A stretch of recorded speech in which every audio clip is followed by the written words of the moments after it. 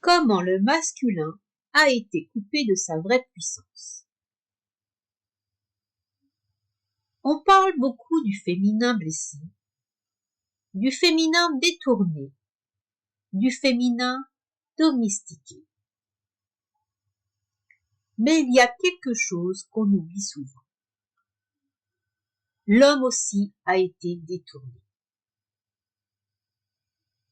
Lui aussi a été coupé de sa puissance originelle, mais pas de la même manière.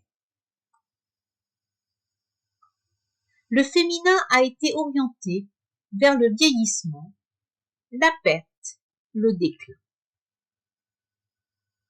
Le masculin, lui, a été orienté vers la performance, la surface et l'armure. C'est un détournement beaucoup plus silencieux, mais tout aussi profond. Alors aujourd'hui, on va remettre les choses à plat. Doucement, lucidement et respectueusement.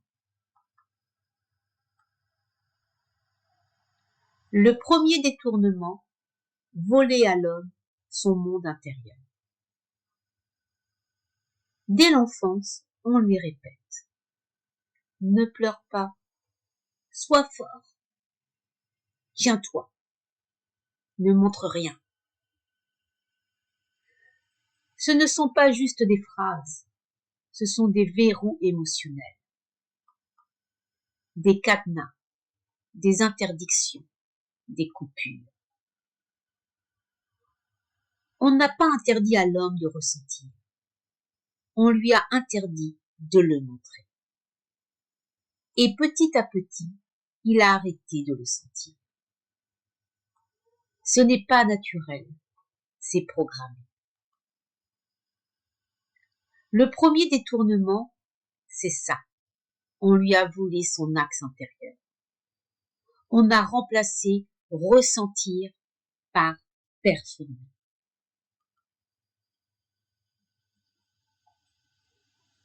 Le deuxième détournement, réduire l'homme à un rôle.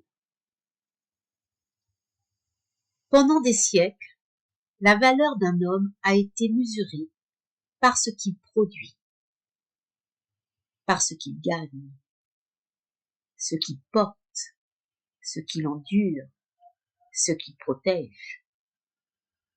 Jamais par ce qu'il est, toujours par ce qu'il fait.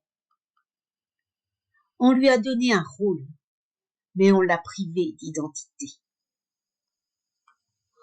On lui a dit, ta valeur est à l'extérieur. Alors il a laissé son intérieur sans gardien. Le troisième détournement, la peur de ne plus être assez. Pour la femme, on a créé l'égrégore du vieillissement. Pour l'homme, on a créé l'égrégore de la performance. Le message est simple. Si tu n'es plus performant, tu n'es plus un homme. Et cette menace peut toucher tout. Le travail, la force, la sexualité, l'argent, l'apparence, le statut. C'est un piège subtil parce que la performance décline forcément avec les années. Et donc, tôt ou tard, l'homme croit qu'il décline lui-même. Pas parce que c'est vrai, mais parce qu'on lui a appris à se confondre avec ce qu'il fait. Le quatrième détournement, l'absence de rite de passage. Les femmes traversent des portails biologiques. Les règles, la maternité, la ménopause. Pour l'homme, rien n'a été clairement nommé. Pas de passage, pas de symbolique, pas de reconnaissance. Juste un débrouille-toi. Ce vide crée un homme qui vieillit, sans jamais se sentir devenir un sage, sans jamais se sentir initié.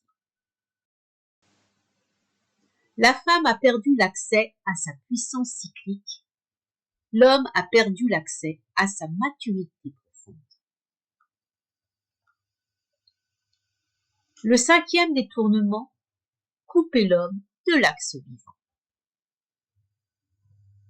Une femme décentrée s'éteint. Un homme décentré s'éparpille. La femme perd sa lumière. L'homme perd sa direction. Ce sont deux détournements différents, mais ils visent la même chose. Casser l'axe vivant de l'humanité. Couper l'homme et la femme de leur centre. Parce qu'un homme centré, c'est un homme qui n'a plus besoin de dominer, ni de prouver, ni de fuir. Un homme centré, c'est un homme stable, clair et posé. Un homme qui occupe l'espace sans écraser. Un homme qui protège sans agresser. Un homme qui aime sans se perdre. Et ça, c'est ingouvernable, comme la femme sage. Oui, l'homme a été détourné, mais il peut retrouver son axe.